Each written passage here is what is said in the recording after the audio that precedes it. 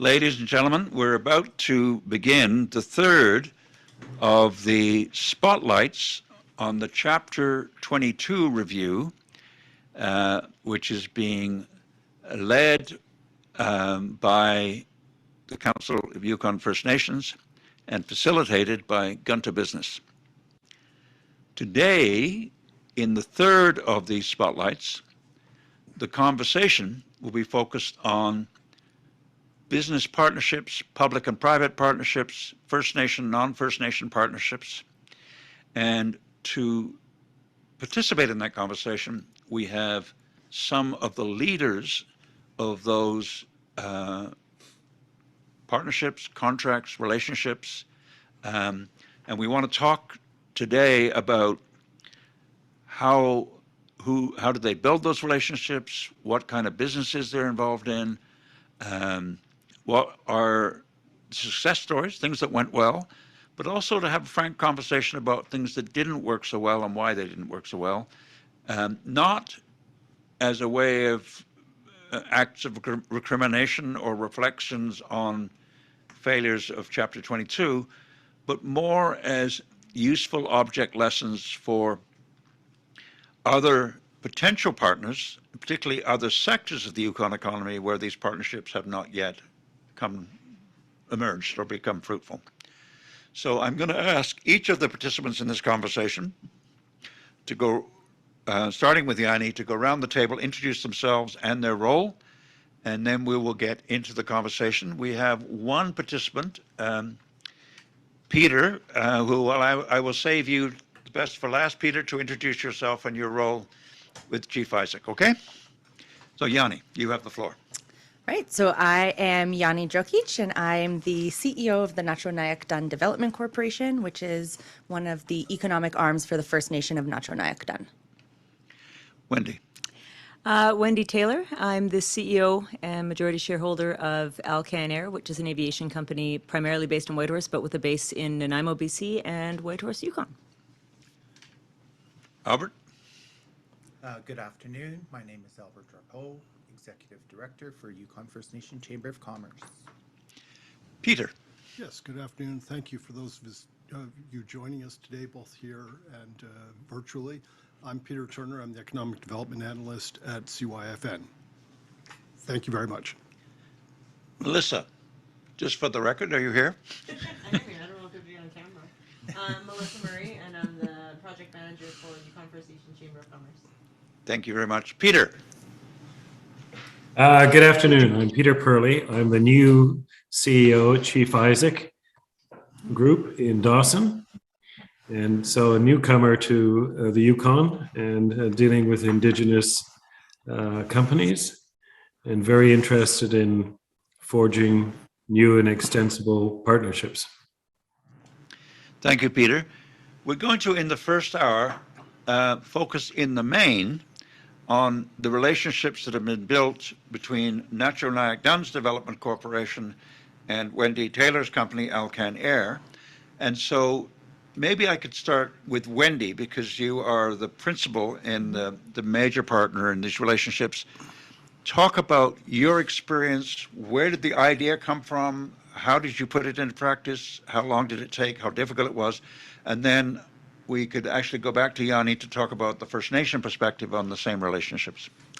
Sure. So thanks, Tony. I kind of got to go all the way back to 2012, because in 2012 at Alkan, we started having conversations about, okay, what can we do to develop partnerships in Yukon, and particularly looking at the First Nations and their development corporations. So started conversations back in 2012. Early on, spoke to a couple of different development corporations about how can we get all the development corporations involved in a leasing company to support aviation. So this idea is a long time coming.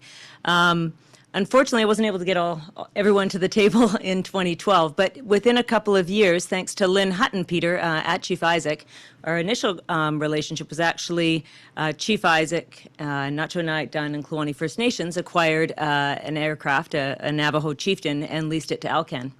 And we did that for a couple of years. and then we transitioned, and Kluane First Nation and Na-Cho Nyak acquired a Cessna Caravan, which is an aircraft that's used around the territory in all traditional areas, traditional territory areas in the territory.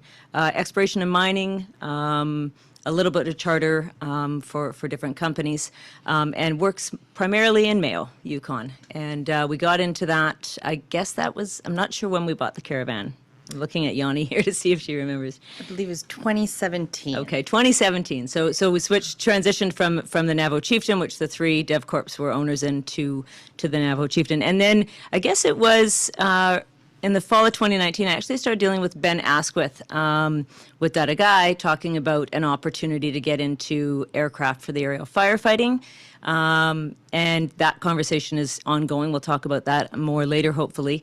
But at the same time, chatted with Yanni about, okay, so what do we need to do here to get a First Nation leasing company off the ground in a way that makes sense with initially whatever DevCorp we can get to the table to start with, but so that we can involve other parties later.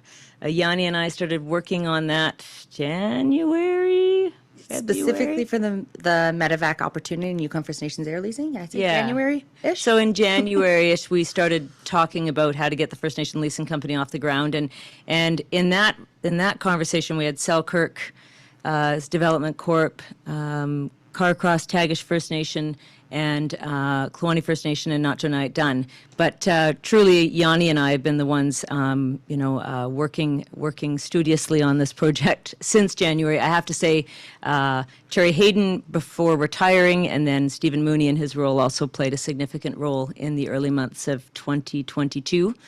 And yeah, I'm excited to say that I guess late June, we were at a stage where we had a First Nation leasing company set up, had those 4 partners in on the leasing company, and they own 2 air ambulance aircraft, King Air 350s, that are leased back to Alkan Air, who has the 3-year medevac contract with the government of Yukon. So that's that relationship. So before I go to Yanni, let me ask you a little bit, Wendy, if you could explain to those of us who are not in your world why it made sense for you as the entrepreneur to have First Nations purchasing planes and then leasing them to you. What was the genius behind that business model? Yeah, so in aviation, it's very common to have a leasing company and an operating company. So the leasing company, it's actually it's a significant capital investment, but it's a very low risk, stable return.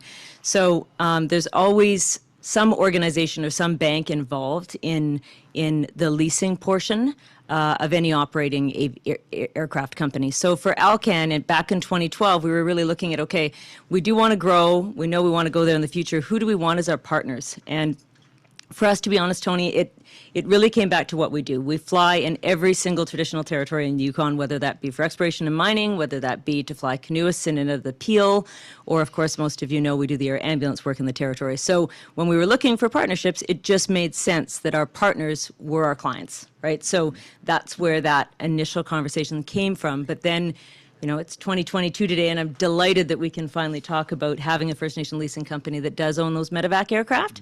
But really, that's where it comes from, is having a partner right here at home. Okay. So Yanni, could you help us with the same history, but from a First Nation perspective? For sure. Yeah, so we, as Wendy said, we're one of the original parties when we started in aviation leasing with Alkan. And over time, our investment moved into co-ownership with Kluane Na-Cho Limited Partnership. So we have Shoshone Air Leasing, which is an entity that currently now holds the Grand Caravan that we lease to Alkan Air. That's the FTTL. Yeah. Right. Yeah. Okay. I got the the registration number proper. And that's based primarily in Mayo. And Wendy brought up the medevac opportunity, and our partners at Kluane Na-Cho, we knew that while we already figured out a model for air leasing, Shoshone Air Leasing existed, it's doing well, we knew it wasn't the right entity to move forward. And we really wanted to expand the partnership in a way that made sense to bring all DevCorps and all those DevCorps that want to be at the table to have an opportunity to participate, not just in specific aviation investments, but to participate in the aviation sector as a whole and across the Yukon territory as a whole. So I also want to say, I feel like we do have to get the clip from Wendy saying, wanting to do business with your clients. That's just what makes sense. I do really want to send that around to the other banks, because I feel that when we were trying to figure out this, the structuring of this current investment for the medevac planes and shopping it around and trying to get financing, I was laughed out of the room by most of the banks. And most of the banks could not understand why Alkan would be doing this. And it just did not make sense to them, and they couldn't wrap their heads around it. And if it weren't for some of our financing partners that are here on the ground in the Yukon and seeing what is going on, and the agenda that's being pushed forward and the barriers that are being broken down, I don't know if we would have gotten that financing. And so I kudos to Wendy for breaking down barriers and setting the stage for. Okay, I want to come back to that banking point later, because when Rich Thompson, an MBD, joins the conversation later, we have had a discussion with them at about a time when the banks would not finance anything here unless it was like a gold mine and you already had the gold. And I think about the American experience and community where cultural minorities in any place in the United States where they are banking customers would have levered the fact that they were customers into forcing the bank to hire their people and train their people and actually become part of the enterprise. We don't see much of that with Canadian banks. And maybe they're too big and they're too Toronto-based and just don't know any reality here. I mean, I remember in my own constituency, they wouldn't give mortgages in the rural country residential acreages, plots, to build houses because there were existing mineral claims on the property that hadn't been used for 50 years, but for as far as the bank was concerned, you didn't have free and clear title to the surface rights. So, this is an old problem here that I'd like to I'll come back to maybe with Peter and Rich. But let me come back to a different question, Yanni, which I think is important. The Na-Cho Nyak done, I don't think your relationship with Wendy was the first business relationship you had. No. And so I'd like to talk to you about the early experience with the development corporation there.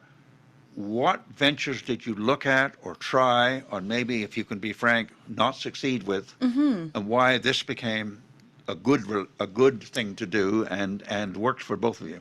Yeah. So I would say my career in the development corporations has been a short one in the grand scheme of things, so only with NNDDC for the past 6 years. And in that time with NNDDC, I do actually think the investment with Alkan was our first big investment at the time in which we were rebuilding the corporation. So I didn't have much exposure to other, tangible capital investments that I got to play an active part in setting up and managing. But I will say that regardless of us not having had many capital opportunities at that point, we definitely had a lot of different people knocking on our doors, especially because of the mining activity that is in the traditional territory. So specifically around Victoria Gold and Alexco's projects. And while those weren't necessarily direct capital investments that were being asked of us for those business opportunities, there were still people knocking on our doors to ask for business opportunities. And I would say the thing that stood out with Alkan and why we chose to do business with Alkan was very much that Wendy brought an opportunity to the table that was fair, was founded in respect, was equal.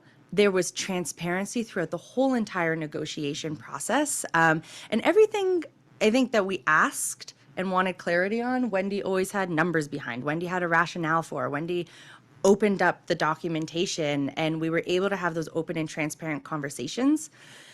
And so I think that's a key thing, is that these opportunities have to be founded in relationship and have to be founded in trust and transparency. And that at that specific moment in time was something that made Alkan stand out compared to to the rest. I have seen a shift happening, that it is happening more and more, which I'm excited about and happy for. So that was one huge thing. And then I'd say also the risk factor. The way in which Wendy structured that opportunity that came forward and all the opportunities since then, compared to other capital endeavors that I've, looked through our books to get a historical snapshot of the corporation, was that it never, I won't say never, but oftentimes it did not seem that the partners coming to the table were wanting to de-risk the opportunity for us to come to the table and participate. It almost felt as if risk was being downloaded on the development corporation as a quote unquote partner. And that's something that Wendy has greatly strayed away from. And we're appreciative for that, because while we want to expand our business experience and overall management in this sector, we have to understand that we don't know everything about repairing planes, and we don't know everything about, NAVCAN and all the regulations and the safety parameters. And we're only going to get the chance to move in that direction if we can have a sustainable and stable investment to help us get there, as opposed to pulling the rug out from under us 1 month in because there was a whole bunch of risk exposure we weren't anticipating. Right. So let me. I want to come back to both of you to talk more about the social impact in the communities first. But can I go to you, Wendy, first in terms of the employment and training opportunities that these partnerships accelerated or triggered, if I can put it that way. It's interesting. Yeah. So there's two significant pieces, I think, from a reconciliation and from moving the Yukon forward perspective. And that one is economic, and that's really the relationships with the DevCorps that Yanni and I have, which is great.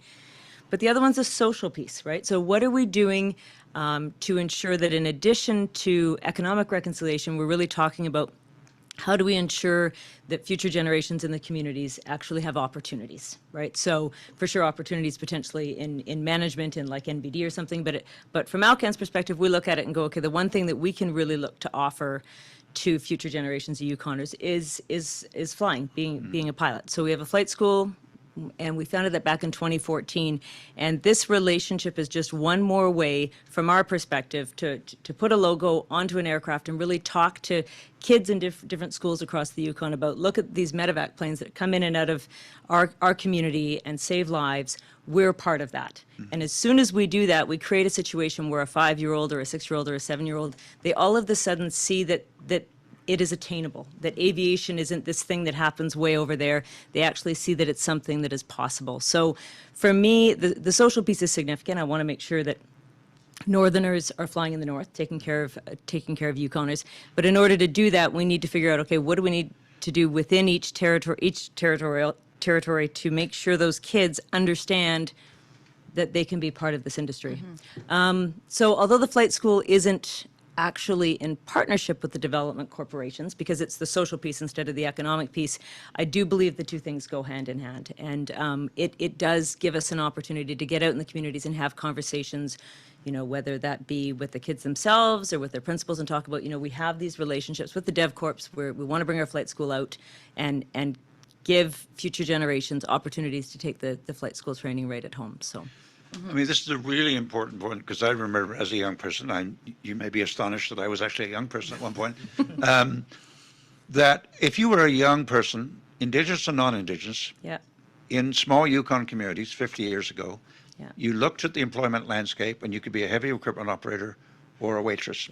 Exactly. And those were the opportunities, unless you had enough education or parents who would force you to get enough education to have your eyes opened up to other possibilities. I'm going to come back to both of you in a second, but I want to ask Albert to come in here, because in a discussion we had earlier, Albert, you talked about the very early attempts to set the development corporations to sit at the same table. And I may not be remembering this accurately, that out of that, I don't know if it was development corporations or the First Nation governments themselves, but the First Nation Fire operation emerged. Could you talk about that a little bit as an early opportunity? Yeah, and well, back in the early 2000s, I think it was 2001, the First Nation Development Corporations had come together. We each had a separate agreement with the federal government to provide fire suppression services. And it felt as though the contracts were pitting each other against each other, or pitting us against each other. And so we had come together after the first year, and it was time to renegotiate the contract. And it was led by Ruth Massey. She brought us all together, and Who happened to be not only a chief, but an entrepreneur. an entrepreneur, And, also led the firefighting. and for she a did. while. Yeah. She did lead the firefighting, and she was part of, I guess at that time it was Mundessa Development Corp. And she brought us together, and she said, we need to work together. We need to show a unified voice. We need to be sharing resources. And at that time, we agreed, but it didn't carry on. Like, it kind of just died at the table. And I feel that development corporations were fairly new, young, and they weren't ready yet.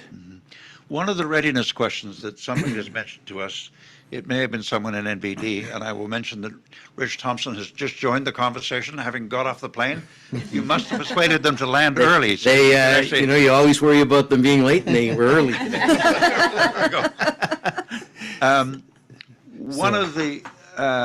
One of the complications was that many of the dev corps initially didn't have people with Bachelor of Commerce degrees or business experience, but were actually land claims negotiators, which is a wonderful thing. I mean, land claims negotiators should be our heroes, but that didn't actually equip them for running development corporations or, in some cases, any business of any kind. And there was a transition period, it seems to me, when the development corporations moved away from that talent pool to, in fact, bringing people onto their boards who had the skills and the business mindset. And that, I think, was a significant move or a shift. In the beginning, it wasn't clear what the role of a development corp was for. Was it for wealth generation? Was it for community development? Was it for employment? Was it for investment? And the mandate that would come back would be, well, we want you to do all of it. We want you to be all of it. But when you go to ask the First Nation government, they were like, well, you're in charge of economic development. Well, what does that look like for you guys? Well, like, what do you want to see? Well, we want all these four things. Yeah. And it was difficult to get the momentum. And then there was a shift where I'm going to use NNDDC because that was my experience. Albert used to run it. Where they looked at their citizenship and they picked out business-minded people to sit on their board. And that was the beginning of the shift from the negotiators, from the politicians, because we had a chief or a counselor sitting on the board, but they had to keep their council hat separate, and it was difficult for those people. So the shift helped look at the negotiations of, I'm going to say, joint venture agreements, the 5% revenue sharing agreements, And like Yanni said about the banks, how do you gain access to capital when you have no assets? We're going to come back to Rich Thompson about that Yeah. later. So we were financially constrained. Yeah. So we had to look at ways to generate enough revenue so that we could invest. Or I think one of the biggest purchase at that time for the Development Corp was the store. And how do we move forward with that purchase? And I know that some of the challenges there was finding staff and having the increased costs that weren't with the previous owners because they worked hard and they didn't collect a wage. So there were challenges there. Classic problem of the mom and pop working 24 hours a day. Yeah. So I'm going to come back to that question with Rich, if I can, when we go back to more with MBD focus. But I want to return to the question of the social impacts, because Yeah. one of the lessons, it seems to me, of all of the more prosperous First Nations everywhere in Western Canada is that they learned that it was a fatal mistake to have politicians, no matter how intelligent they may be, to be making economic decisions or running business decisions.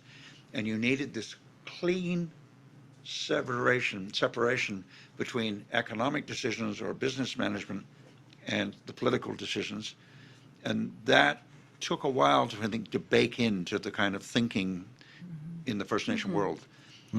So I want to come back.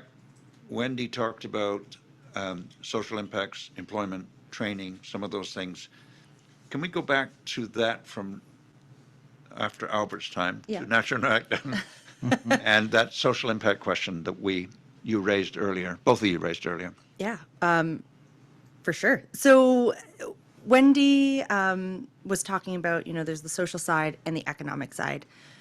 At NNDDC in our team, we tend to take the approach where the two are not separate. I'm not saying that Wendy was implying that at all, but I think oftentimes people put them in separate boxes. And we do really believe that you can make good money from good things for good reasons. And that is why, Julia's on the call, but we set up a position for a chief reinvestment officer, because it's how do we take the return? A chief reinvestment officer. So it's how do we take the returns that we're making as an entity, and sometimes you reinvest those into other high earning endeavors, but you also have to reinvest back into people, place, culture, community, language, and how do we make that happen? And I think a big piece, you talk about that separation between politics and business. And I think for a while why there was not that separation was because people needed to see themselves in their businesses, in their nation's business. And that separation happened. And I think now DevCores are kind of coming back to the place of, now how do we bring in the social aspect? Because people need to see themselves in these businesses and in these futures. And I think, through these strategic partnerships, that's one way in which we can make it happen. So I think of something that I've been working on with NND's education manager and thinking about the Yukon First Nations Education Directorate booklet. And there's a page in the booklet, and I'll refer to it as Pathways to Success. So it says, if you want to be X, Y, and Z, these are the pathways that you need to choose in school. So you can choose your science stream, your math stream, your art stream, whatever it is. But they seem like they're such high-level abstract opportunities. And what I would really love to do is now take the investments that NNDDC has and the businesses that NNDDC has and almost model out what pathways to success look like that and bring it to a much more personal level. So it's not just a kid is saying, well, I want to be a pilot and that's something super abstract and this is the path to get there. It's, no, I want to be a pilot flying my nation's plane. And then there's the personal relationship that's in there. You know who to call, who to reach out to. And then suddenly those opportunities are no longer a far dream for a 17-year-old who might be living in a small community, doesn't have many connections outside of the community, might be struggling with confidence issues, whatever it may be, suddenly this becomes a reality. And it's on a human level that you can start to create those pathways. But in order to make them realistic opportunities, you need to still have that business side of it. So there needs to be, let's say with the pilot, a plane they can fly at the end of the day. And so trying to tackle both of those different sides and doing it through a staged approach, because I believe building up moderately. I want to go back to Wendy on this, but before, can we just, because you hinted at this, I want to just take a moment to talk about defining success in that picture, because from a simple business point of view, you've got a bottom line. You've got your annual report, your audited thing, your tax return. But in the community dimension, having people who have jobs and homes and good health is also something you cannot live in a community and be unaware of, right? Correct. So can you talk a little bit about that? Ooh, defining success. I feel like it's an ongoing endeavor, something NNDDC is trying to tackle head on. And I see that Saidi Deska-Gautier is on the call as well. So she's doing work for NND around regional economic diversification and looking at successes and failures within Chapter 22. And she, has gone through decades of documentation of what have citizens been saying around economic development and what success looks like, and has developed a whole kind of matrix that we're hoping to be able to use as a starting point. And we don't have it figured out yet. And I don't think that at one point in time, when you do say, okay, this is what success looks like, that's what success is always going to look like. And so we're trying to figure out a way in which we can continuously keep those channels of communication open and the feedback loops open, because success will continue to evolve. And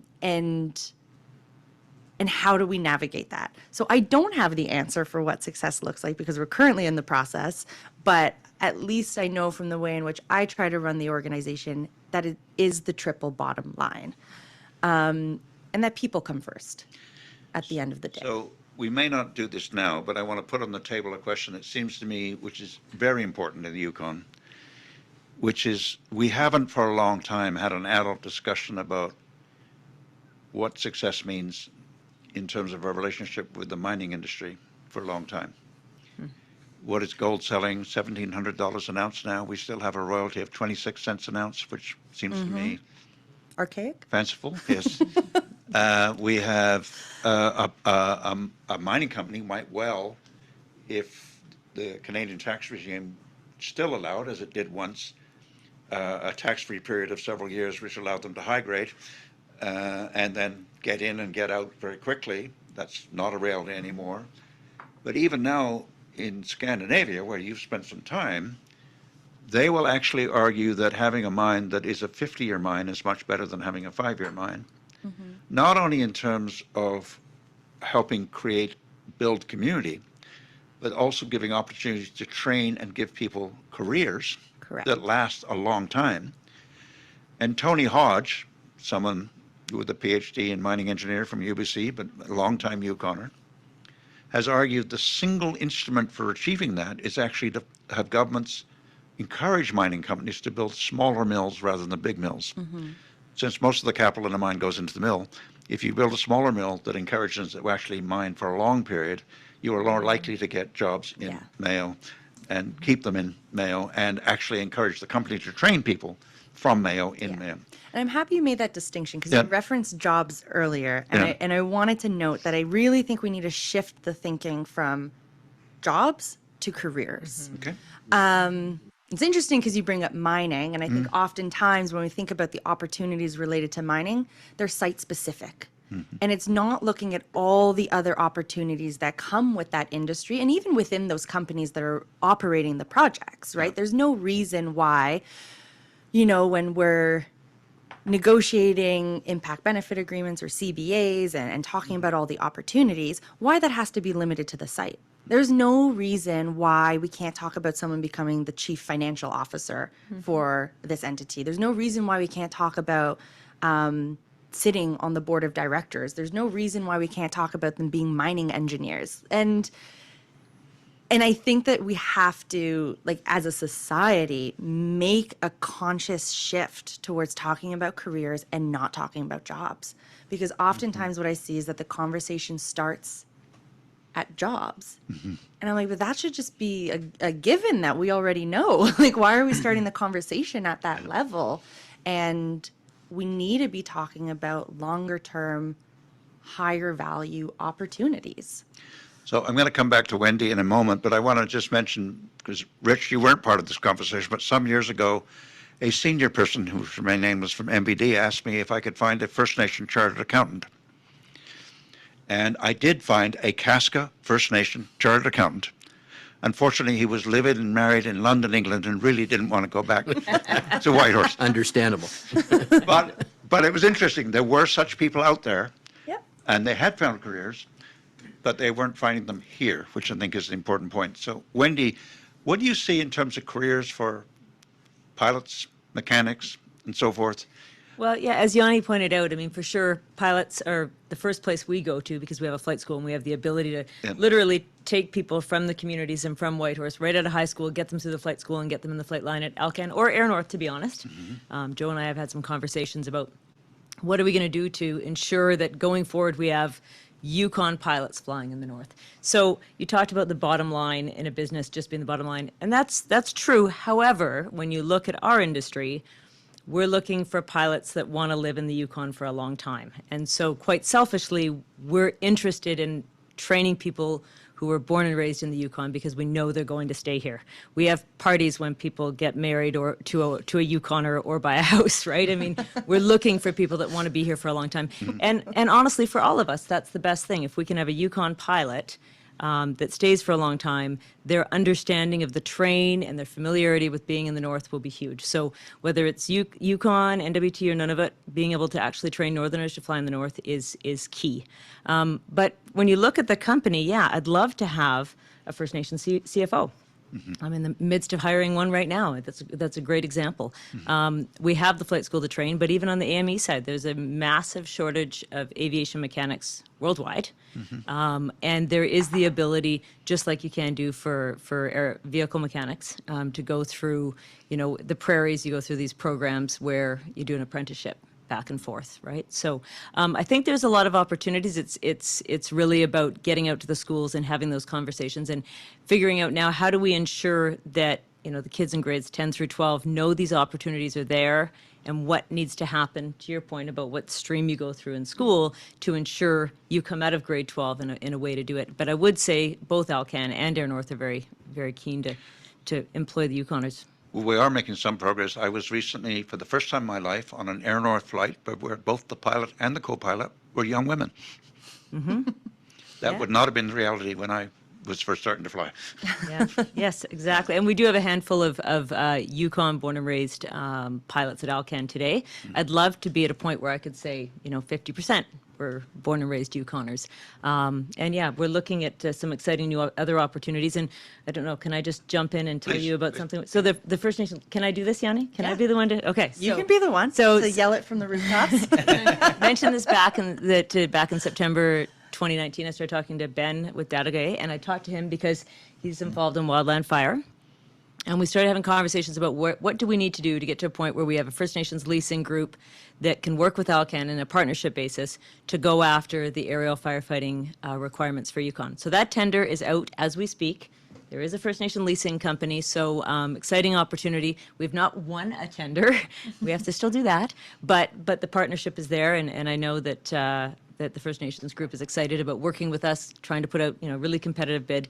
And when we talk about the future of First Nations community members, in aviation, aerial firefighting is actually the pinnacle. I know some people in the room were there for the breakfast back in January where I shared cool pictures of aerial firefighting. But really, aerial firefighting is actually the pinnacle of a pilot's career. So it happens after 10 years of being a pilot. The idea would be get out there, get this aerial firefighting contract, and our desire is to get a kid out of grade 12, let's just use an example, a kid out of grade 12 that born and raised in Perley Crossing, comes in, gets their flight school training, starts flying with Alkan Air on the air medevac side, eventually goes into charter, potentially goes into flying float planes in Mayo, and then it does take 10 years to get there, but eventually, and 10 years into their career, be out there saving their community. So, I mean, that's really the ultimate goal. And so it's exciting to say we kind of have that out there right now. The other big opportunity we have is Alkan is bidding on the BC medevac contract, and there's an opportunity to have up to 3 of the new aircraft that are required for the BC contract owned by the First Nation leasing company. So yeah, there's plenty of additional opportunities. As Yanni mentioned, you know, we're looking at putting opportunity on top of opportunity here. Before I go back to Yanni, let me ask you, what would it take? You talked about the 50% local hire goal. Yeah, yes. What would it take to get there? Well, I think it'll take what we're actually looking at doing, which is getting out there into the high schools. And I mean, signing kids up right in grade 12. You know, put your name on the dotted line. I mean, that's what it's going to take. I think we're going to have to go out there and handpick these young people and put them to the school. We've had a lot of tours at the flight school. We've been out to the communities. We're actually in a process right now of going through a decision-making process to get out to 2 of the communities in the next couple of years and actually train kids right in their communities. Because I've always said we want to train people to fly planes in the north, you know, and we want people to be able to learn how to fly at home. Well, if you're from Perley Crossing, Whitehorse isn't home, right? So have to figure out, okay, how do we actually get out to Watson Lake, to Mayo, to Dawson, to Perley Crossing, and actually go through the process of allowing these kids to learn how to fly a plane right in their true backyard. And I think it starts earlier than that. I know that there's, you know, the grade 12 thing, you can graduate, start your career and everything like that.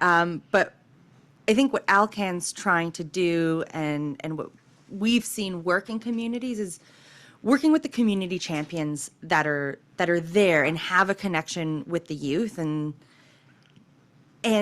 you know, grade 12 oftentimes is too late. And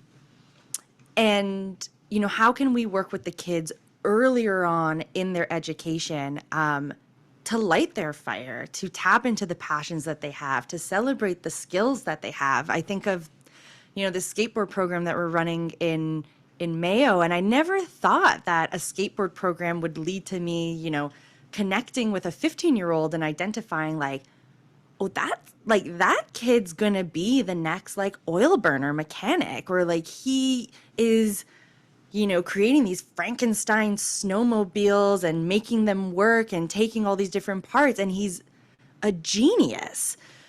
You know, when we started with skateboards, but here we are working with a kid and celebrating the skill sets that he has and being like, these are the opportunities and these are the connections that we have. Are any of these of interest to you? Yes? No? All right, let's make it happen. And so I know Wendy's working with a few folks that have been doing quite a lot even in those earlier years of education at the schools, and I think that's going to be key. So let me pick up on this education economy link. And forgive me for asking a long-winded question, but I was in a northern Norwegian community on a fjord, which ironically, in terms of sustainability, because they invented it, was next door to an apple orchard and a fish farm, which wouldn't be allowed in BC, for example. But what was remarkable about this plant, which was 100 years old, battery plant, every single employee I met in the plant had been born in the community. Wow. And a large number of the employees in the plant were wearing lab coats, which absolutely fascinated me. I mean, I'm a former miner. I've been into mills where you never saw anybody in a lab coat. Everybody was wearing hard hats and overalls and, you know, basically, from our point of view, doing grunt work. And I asked what they were doing in these lab coats. They said, well, we're constantly looking at innovations in our own mill, improving technical innovations. And I said, well, you seem to be spending a lot of money doing this. Why are you doing this? Because, in fact, 10% of our profits come from these innovations. We market them around the world. In fact, this relatively young man who was a lab tech said, I've been to 15 countries selling our stuff. Now, I never saw that in our mind. Everything was replacement, maintenance, mine it, get in, get out. But the other thing they told me, I said, well, how did you end up in this career? Because there were engineers and lab techs and other bringing them in. They said, when I was in junior high, just to get to your point, some teacher told the company that I had this talent, and the company came to me and said, if you're willing to train in this field, we will pay you all the way to go through university on a condition that you come back here and work in this plant. And that's a relationship I've never seen in Northern Canadian mining communities for the most part. And it is a cultural shift, obviously, that happened a long time ago in Nordic countries, but hasn't happened here because we sort of have this fly in, fly out, transient worker kind of tradition, which we may need to get past. Do you want to add anything to that, Wendy? Or? Yeah, I mean, you're right. And Yanni brings up a point. I always talk about the 5-year-old. So I'm glad Yanni brought up the younger generation. Because really, at the end of the day, if we want to have future generations of Yukon kids flying our airplanes, we need to talk to them when they're 5. And we need to get out to their communities with the air ambulance planes, with the First Nations logo on it, so they can really see that this is something they can be a part of. And, we get out there with Yukon Women in Mining, and we get our planes out there and get, 10, 12, 14-year-olds into the planes and get them to do a bit of a tour in them. But now the next step is really to get out there and have the kids in grade 5 or grade 1 and grade 2 get out, have a tour of the plane and really understand. And it's not just pilots, it's the pilots and the medics, right? Like if we could get to a point where, I've always say for the North, in the North, by the North. So if we can get to a point where we're truly taking care of our own communities with our own community people, whether that be as a CFO, as a pilot, as a paramedic, that's when the Yukon can truly say that, that we're a bit autonomous, right? Albert's nodding vigorously. Do you want to actually get into this conversation? I totally agree with what is being said. I feel that if, looking back at myself, if I had known the opportunities at a younger age, I feel that my career path would have been totally different. I remember I wanted to be an archaeologist, and my mom had said, there's no jobs in that, so you need to find something else. And I'm like, what am I, like, I don't know what to do. And this was grade 7, grade 8. And I thought, well, I'm okay at math. I can read. And I thought about it and I thought, well, I guess I can do business, but not business as an entrepreneur. I was brought up with the mentality that you have to work for someone. And so I was thankful that Meg and Dick Wallingham took me under their wing, showed me the hotel industry, and I was like, oh, someday I would love to do this. So I would love to. You're sitting next to a man who can make I- it happen. Albert, don't we have jobs for you? I would love to run a hotel. And then in 1987, my dreams were dashed when the hotel burnt down, and I was like, oh, what am I going to do? What am I going to do? And I tried housekeeping. I tried librarian. I had to babysit, just a number of part-time jobs just to make ends meet. And I went out to a placer mine and became a bull cook for a season. And I was like, after the season, I was like, I don't want to be working like this 16-hour days. And so I went to Yukon College at the time and got my accounting clerk certificate, and then obtained a position with the Village of Mayo as clerk treasurer, and was there for 7 years. And so that is basically how I started my public service career. And I just think that the seed needs to be planted at an early stage. And like Wendy said, 5-6-year-old, my son, who is 6, was like, I want to be an airplane pilot. I want to be a police officer. And I think that's about it. Or maybe even a paleontologist because he likes dinosaurs. But he already has 3 things that he wants to do. So I want to come back to Wendy and Yanni to see if you want to add anything or elaborate on anything you've said earlier, because in a few minutes I'm going to shift the conversation more towards MVDs and hotels and land development and so forth. But take the time if you want it. Yeah. Do you have any final comments? Well, I think one thing we haven't had the chance to talk in depth about yet, but I know it's a common theme, you know, in our prep, and it's a common theme that I think Peter is going to speak to later as well, but just the mentality of working together and economies of scale. And that coupled with, I will say, like the approach Wendy's taken is not just single opportunities and creating access to an industry or creating access to a sector. And while you'll have many opportunities within that, that's how you create sustainable businesses. And with Yukon First Nations air leasing, we're hoping that, you know, as many development corporations as possible can be part of this together. And yeah, just trying to break down the barriers for us to work together in a sustainable fashion and in long-term opportunities. So let me, Wendy and Yanni, this is a question last one I'll put to you, if you take your time and answer it. You've talked about what has recently worked well in terms of the forging of these partnerships and relationships. What in the years in which you've been working on these challenges has not worked so well? And you mentioned the banking challenge, but which I understand we will come back to in many ways.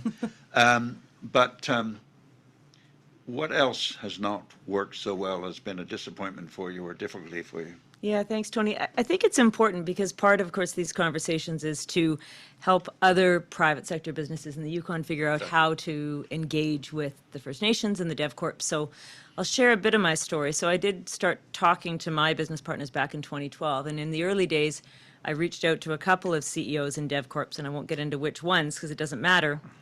But at that point, I'd already determined that I wanted to work with as many DevCorps as possible, which of course is where we are today, in getting to an air leasing company where they own the air ambulance planes.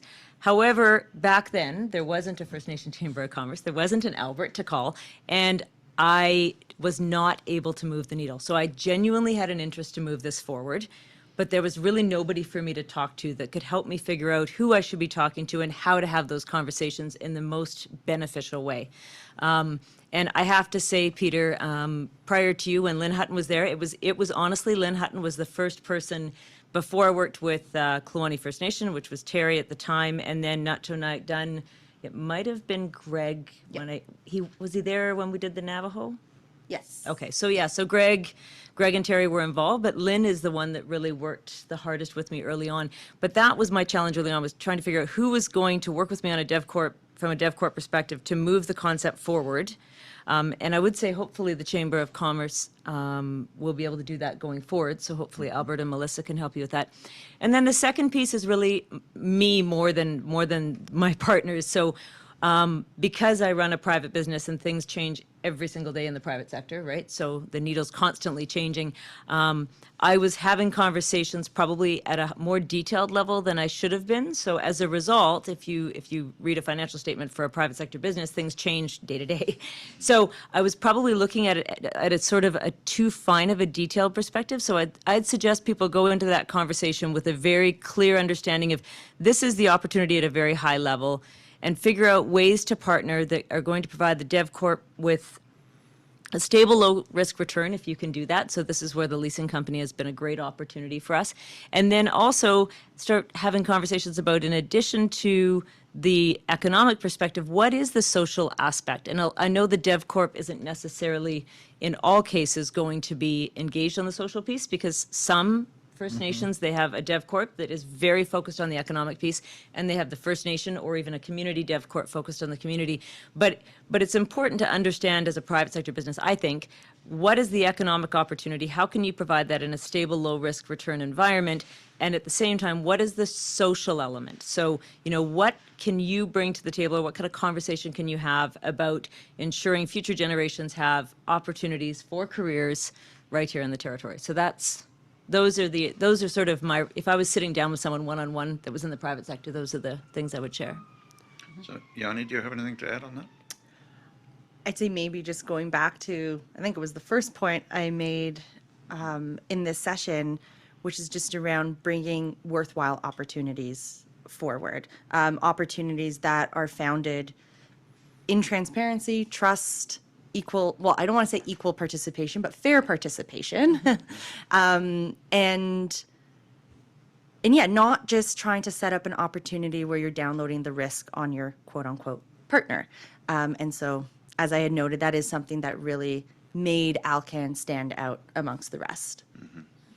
There are, I assume, some cultural challenges, though. When I worked in the mines, there were a few, Albert will remember the days of Clinton Creek, there were a few Han citizens who would, or Wet'suwet'en citizens who would actually work at the mine. But the mine would complain they couldn't keep them as employees. One of the most basic problems was they had shift work, which people who have families and communities and were living in, say, Dawson City in that case, found that profoundly unsettling. And it wasn't an absolute necessity that the mine had to operate that way, but it did because that was the industrial model. I'm guessing that if we're actually there are going to be some kind of conventions of business operations nowadays that may have to change to bridge the gap with cultures that have different values and norms about living and working. Well, and I think we'll also see the seasonal component.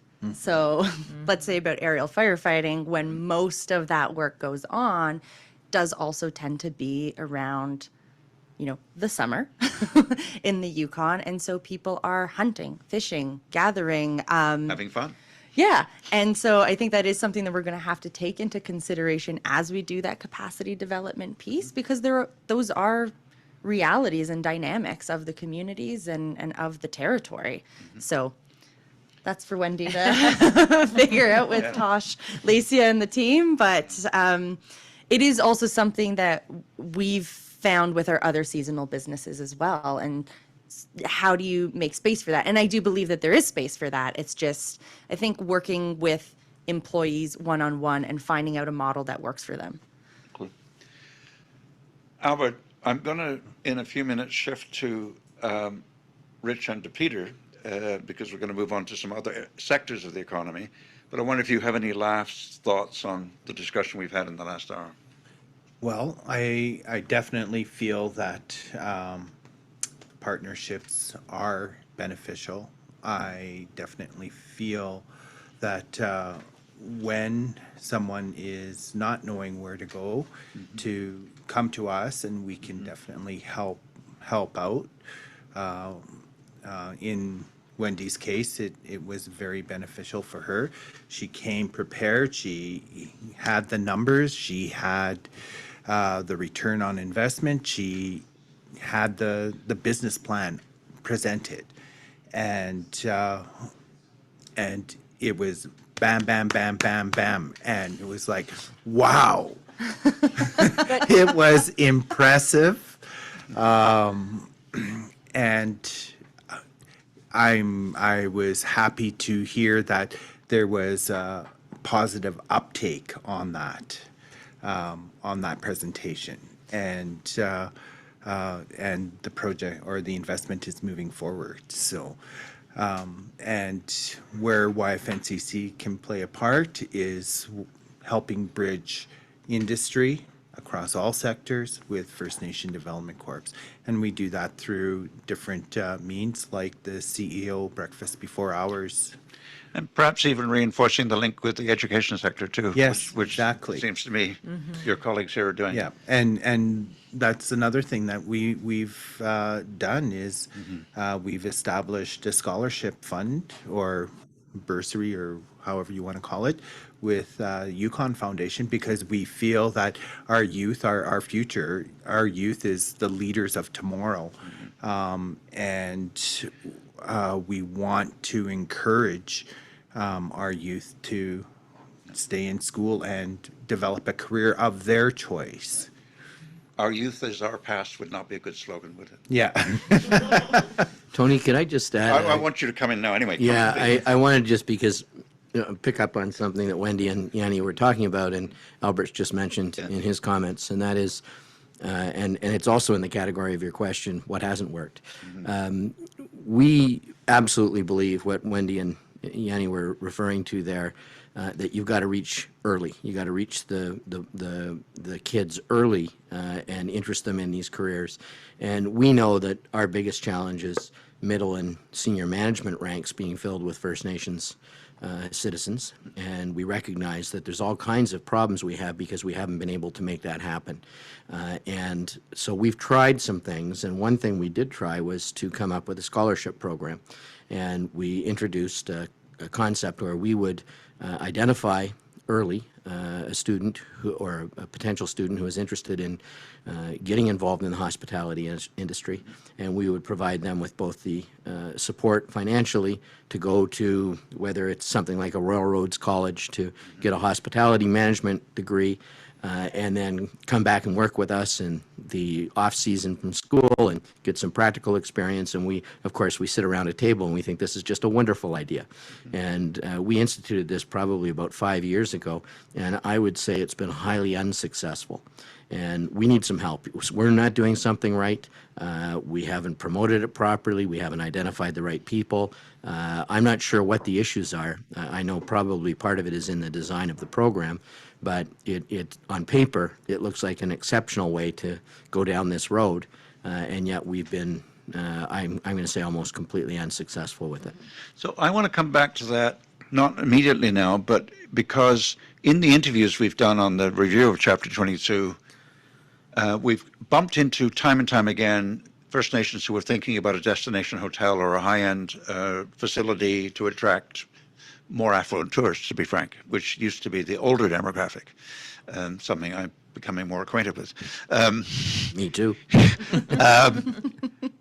But when you ask the secondary question about aspirations of the people in the community about working in that industry, they immediately went to chambermaid and waitressing jobs, which did not appeal to them, even if they had not yet got a post-secondary education or training skills. So there's a problem there of sort of understanding the full potential of the opportunities, but also it seems to me that if a destination hotel at Banff Springs on the edge of Quaney National Park, for example, represented for people not careers, but chambermaid or low-wage chambermaid and waitressing jobs, I don't have a problem understanding why the communities weren't rushing into that, which is a question, and I'm going to segue.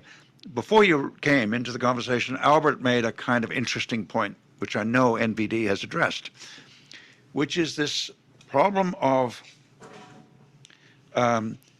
his experience in the Chateau Mayo. I may be the only one here old enough to remember there used to be something called the Whitehorse Travel Lodge, and which I was sitting in the lobby one afternoon, having moved down from Dawson City after, before the winter actually, just at the end of summer, and the man behind the desk, who happened to be the manager of the chain hotel as it was then, who from Anchorage, said to Dick North, who I was talking to, "Do you know anybody who could actually fill in at the front desk? The afternoon guy hasn't turned up." And Dick turned to me and said, "What about you, Tony?" I said, "I've never worked in a hotel before." I said, "What does it pay?" $2 an hour. Okay, so I went and did 8 hours on the desk at $2. At midnight, the night guy didn't turn up. So my first day, I did a 16-hour day shift at $2 an hour. Not a career I actually really wanted, but it's an interesting thing that that opportunity was not seen as an opportunity.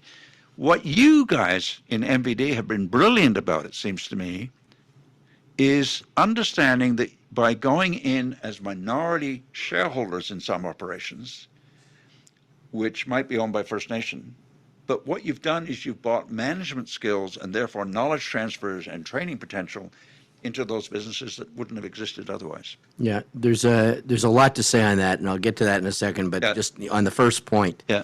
I don't think a person will look at a housekeeping job or a job as a server or whatever as an entry level job to a career or an opportunity that's long term, unless they can see themselves in the positions that are higher up in the ladder. And I think that is our problem.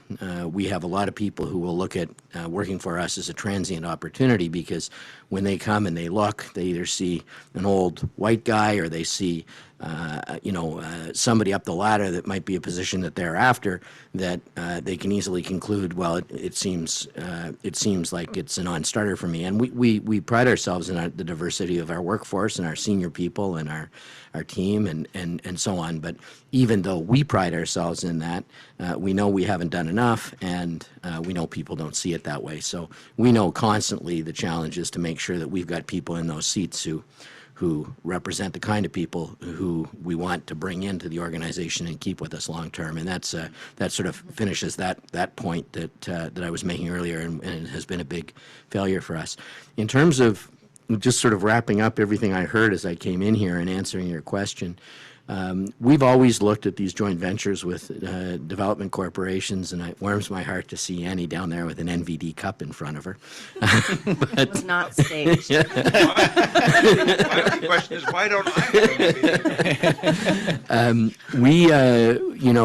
And I heard you talking just a little bit earlier about, the nature of what was expected of development corps, and certainly when we come in and see these opportunities for partnerships, when we look at our development corp partners, we know that they're expected to be community minded. We understand that. They all talk that language. We know they're also expected to make money.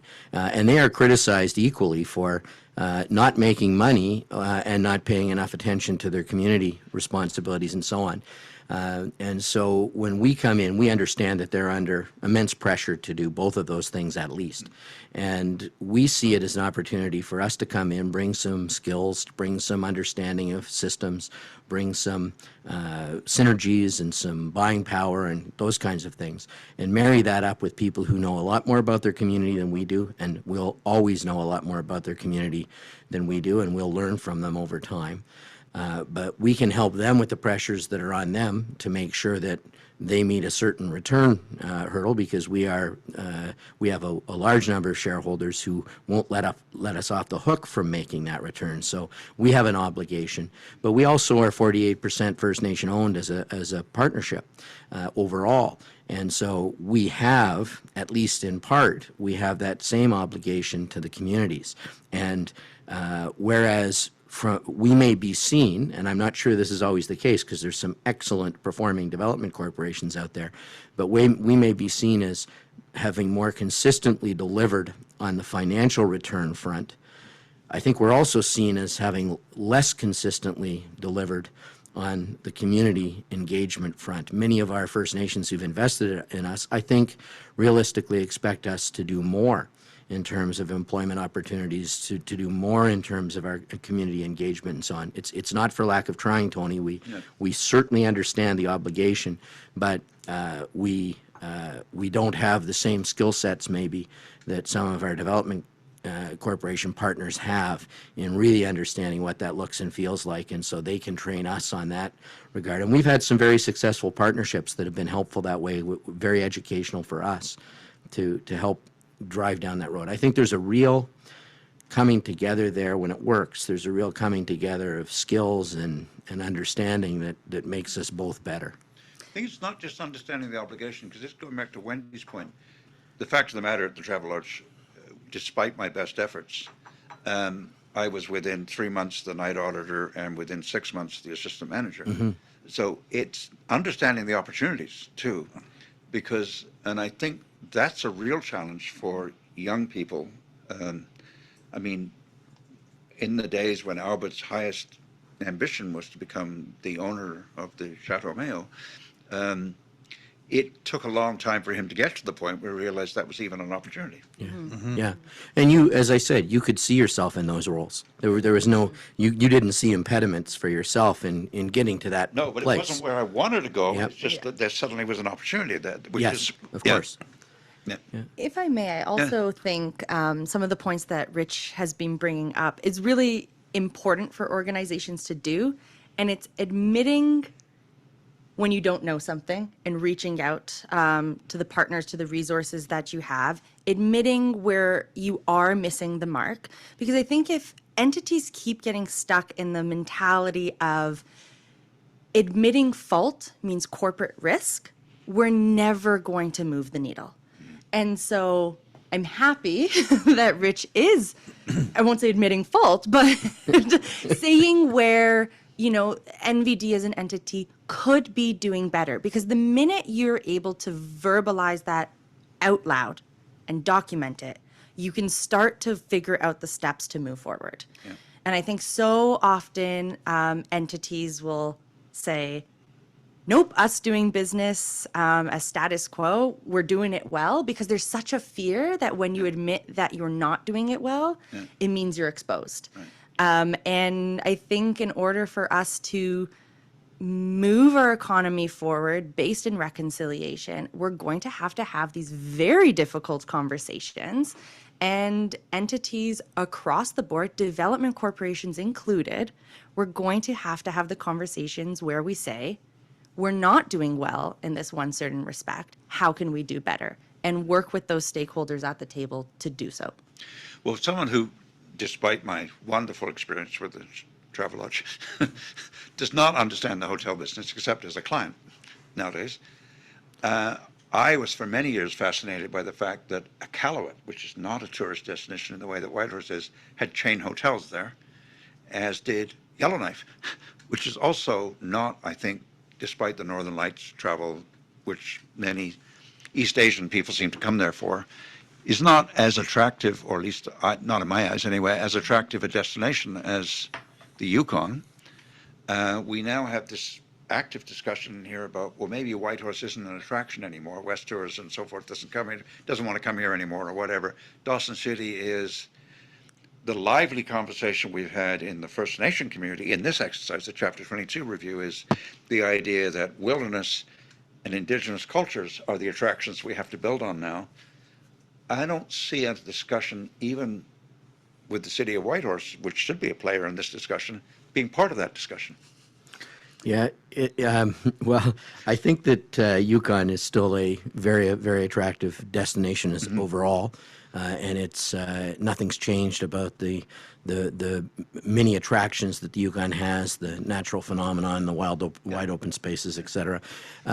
It's hard to say. I mean, this last couple of years, Tony, has been dominated by COVID lockdowns and so on, and that had a major impact on accommodations industry and tourism industry in Yukon. But you know, currently, as our fortunes go, we're having our best year ever in 2022.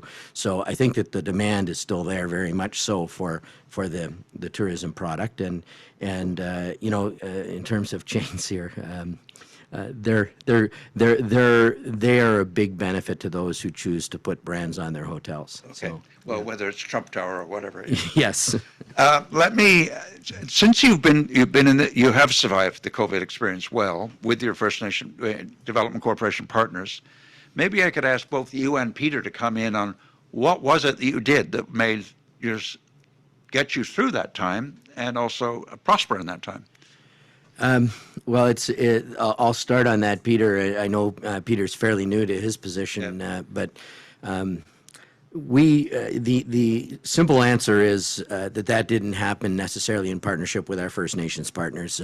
The thing that saved us as an opera, well, with the exception of the Bedrock. I think it was one of the best performing hotels in Canada during COVID. With the exception of the Bedrock, which did benefit, but it benefited from the same things that our other hotels benefited from, and that was that the mining industry was still very active. And the mining industry and all the component parts of the mining industry, which continued to operate in an essential way during that period. So synergies. Backfilled the lack of tourists in these hotels. So that's, Yanni, what I was getting at when I say that was the big factor.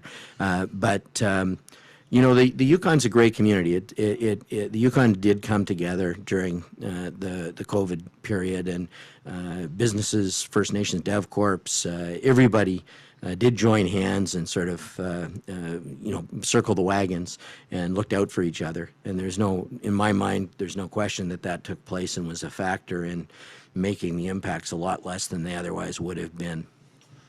Okay, so I'm going to give an opportunity to see if Peter wants to come in here, despite his relative newness, but he's got a world of experience. So, Yep. but I want then to turn, if I can, Rich, to what going forward with you and your DevCorp partnerships in tourism and hotels and so forth. What's your vision of where we will go, but where we can or might go? Let me just see if Peter has anything to add at that point. Peter, do you want to join this part of the conversation? Sure. Well, I think, Rich is kind of the king of the hotel business. There's no question about that. King of the what? Of the hotel business. Oh, okay. King of the hotel business. We should get a bumper sticker for him like that, eh? Well, something like that, or maybe a coffee mug. I think, we've got kind of a nascent partnership evolving here where we're looking at some core businesses, and it really is something that has financial and social support, creating a legacy, looking at food and some other things. And it really comes in on top of what's been said before by Yanni and others, is finding ways to really partner and to leverage these, coming back to the first comments that were made earlier on between the two ladies about not only the financial, but also the social side of it, because if we were to do some really great things in food and several other industries, then people working in those businesses will see that there is not only a hope, but there is something really worthwhile and tangible that's coming back. When Rich and I were spending a day with our trust and the citizens, it came across that owning or having a participation in food was quintessential to everyone. So we looked at one opportunity, and we're trying to get the information, in fact, from the owners. I don't know if that'll happen, but Rick came back after that saying, well, there's actually a business here in Dawson that would be looking at to do an exit or to do some kind of merger situation, which would probably be much better scope and scale. So I think really the element of our nascent partnership is to look at things that fundamentally will benefit the communities and give the two types of return and create a legacy. So that I'll hand it back to Rich there. And it's a broad question that you started down the road on there. But I think maybe what I can do, Tony, is share our experience, both good and bad, on this, and right. and it might be helpful. When we look at it into it on a simple basis, we see the organization that the First Nations have undertaken, for the most part, and we think it makes all kinds of sense. They've got trusts that are established for long-term stewardship of citizens' money. They've got First Nations government that looks after the needs of the community, and they've got a DevCorp that is focused on local investment and building the various aspects of business within the community.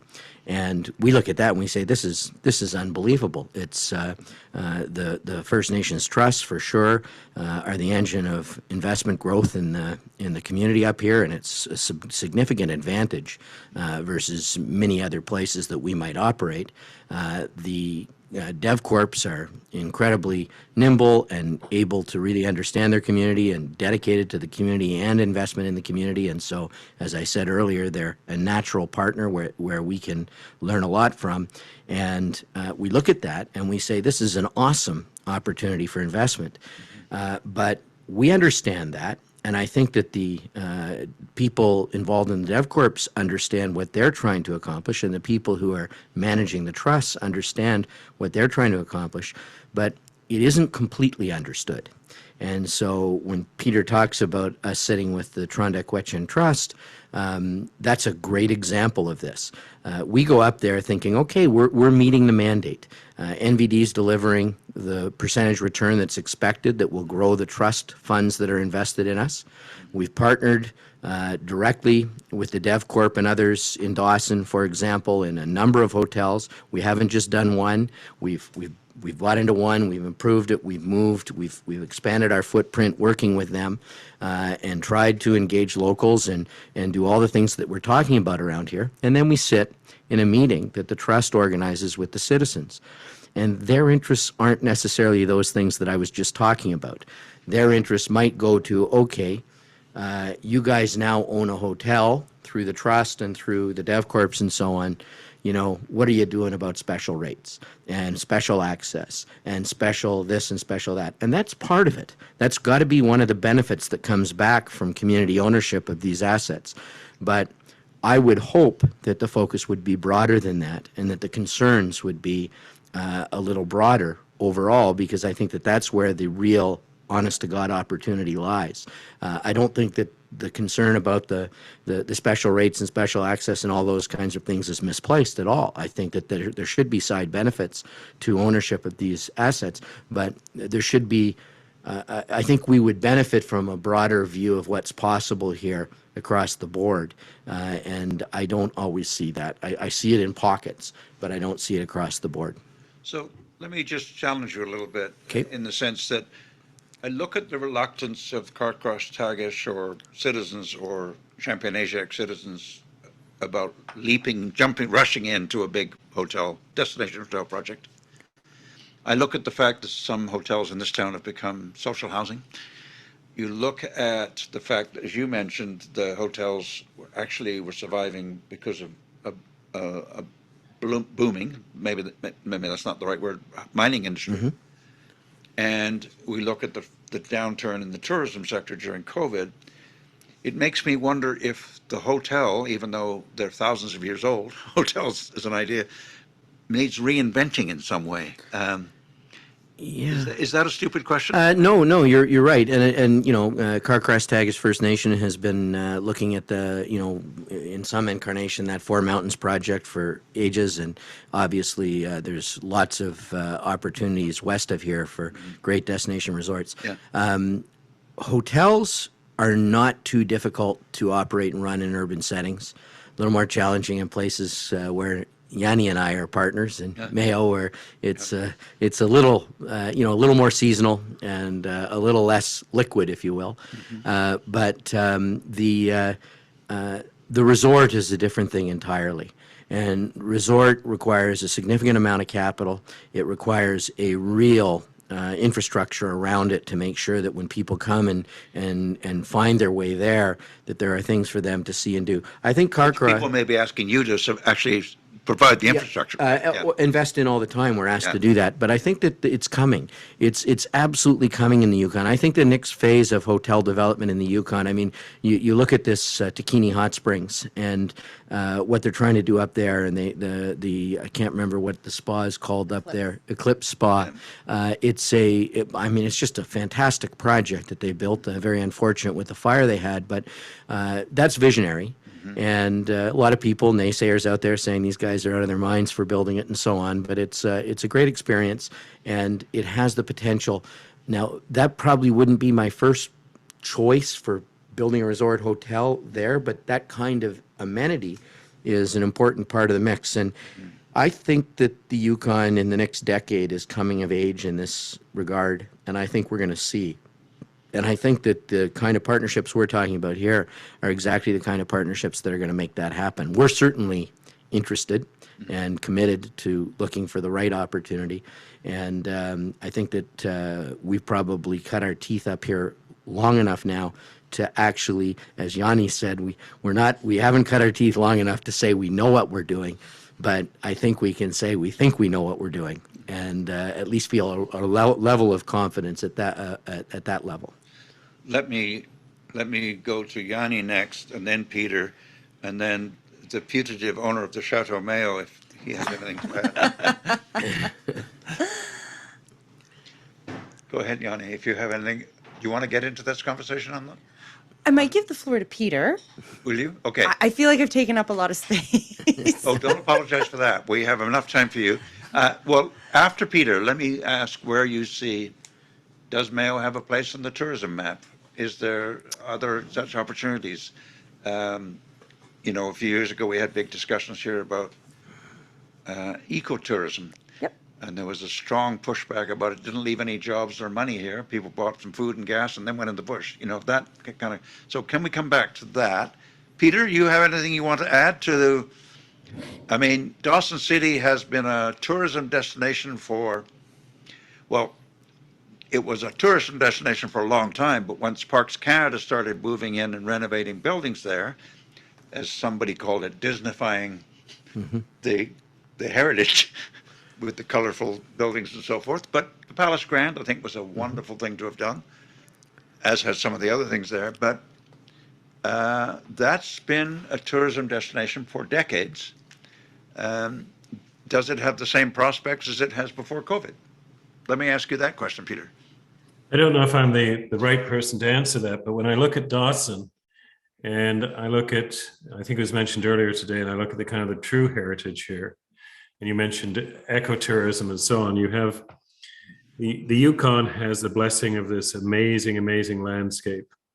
And of course, you have in all these centers, you have First Nations culture that goes back essentially thousands of years. So if we are able to get past the snapshot time of the gold rush and actually bring this to fruition, I think we probably have a wider appeal.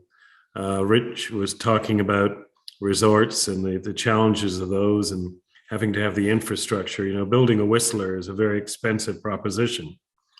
It's a great return once it's there, but getting there is a very long roadmap. Dawson is unique because of the Klondike, but it's also unique because of its heritage and the lands around it. And certainly in Europe and various countries, you mentioned about the Northern Lights and East Asians. The Chinese and the Japanese really love the kind of concept of Northern Lights and the wilderness and so on, but they're also looking typically for higher end accommodations, and presently we produce. So if we're to capitalize on this, we're going to have to be able to meet the needs of the travelers we would like to attract. Because, frankly, we don't have this right now. And I think Rick's comment about COVID is very true in the resurgence. But now if we want to capitalize on an enhanced and a wealthier market coming to us, we're going to have the facilities to make that happen. Okay. Yanni, did you want to get into that conversation? It's all right. You're going to pass? Okay. Pass right now. Albert, with your Chateau Mayo experience, let me ask a question, because it's a provocative question. Can Mayo become a tourist destination? I think it can if the people want it to. Mm-hmm. I remember being with the NND Development Corp 20 years ago, or is it 30 years ago? I can't remember. 2000. The people of the day had said, no, we don't want to be a tourism destination. Mm-hmm. We may want just maybe 5,000 people coming through. Yeah. We want to keep our pristine experiences. We want to be able to use our rivers. We want to be able to use our trails, and we want to be able to hunt and fish and berry pick, and we want to be able to preserve our sacred sites. Mm-hmm. So we don't want to exploit it. Mm-hmm. We had renovated the Bennett House as an interpretive center. We had, through the Silver Trail Tourism Association, built the trails around 5 Mile Lake 5 Mile is one of the better campgrounds in Yukon. It's got a warm lake. It's shallow. It's nice. It's peaceful. That is what people want. When the tourists come to Dawson, Dawsonites come to Mayo. They also come for the lakes. Yeah. Berger always used to argue, complain to me, what was wrong with Dawson is it doesn't have a lake. Yeah. Well, it does It now. does now, yeah. Yeah, my cousin and her family have built the lake. Yeah. But there are definitely sites to see in the Silver Trail region. There's the Keno Museum. There is the Mount Haldane hiking trails. There's the hiking trails at Mount Hinton. There's Mayo Lake. There's the Duncan Creek Road and Taylor's Gold Mine. There is fishing. Yeah. There's a lot of lakes. So there is the potential for tourism opportunities. I think it's up to the people to decide when they're ready to do that. So let me pick up on that before Yanni comes in, because you mentioned berry picking. Yeah. If you spend any time in Sweden or Finland, you'll know that one of the activities of families in August there is to go pick berries as a family unit.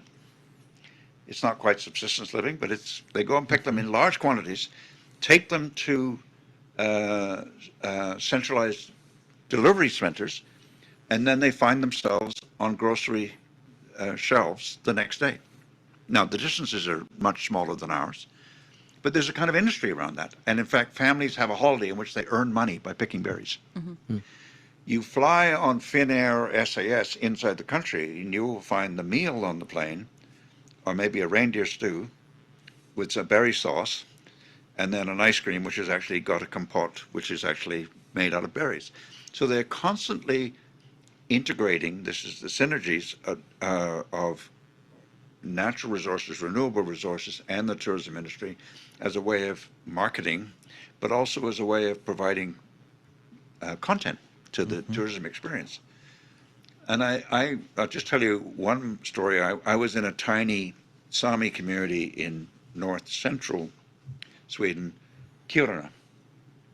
And I was asked to look at a Sami operated tourism business, which was, and it's an advantage of only being 2 hours away from Frankfurt, but they were basically marketing to high performing auto executives from Mercedes-Benz, Volkswagen, all those auto companies. They were doing a reward program where the high-performing executives got to spend a weekend where they flew into Kiruna and then went to Jukkasjärvi. They would be taken by helicopter to the top of a mountain, sleep the night in a Sami traditional tent, hike, interesting enough, down the hill to a river the next day, go on a whitewater rafting experience. By the way, they would eat caribou, or what they call reindeer, at night. Go on this whitewater rafting experience. At the end of the day, eat locally caught fish, get back on their 747 and fly back to Frankfurt. And I was very impressed with this operation because every weekend they had these guys coming in from Germany. So I said to the guy, the young Swedish guy who was running this operation, I said, "What's your markup on this stuff?" He said, 400%. And I said, "Well, where did you learn the tourism business? It's a tiny Sami community." And he smiled, big grin at me. He said, "I was a bush hippie in the Yukon for 2 years." I mean, he came to the Yukon, learned that. There's nothing like that going on here, but it actually sparked his imagination in a way that he was able to go back and create a highly successful business for an indigenous community. And I thought there's something about innovators there, which is actually kind of interesting, because he made something out of nothing.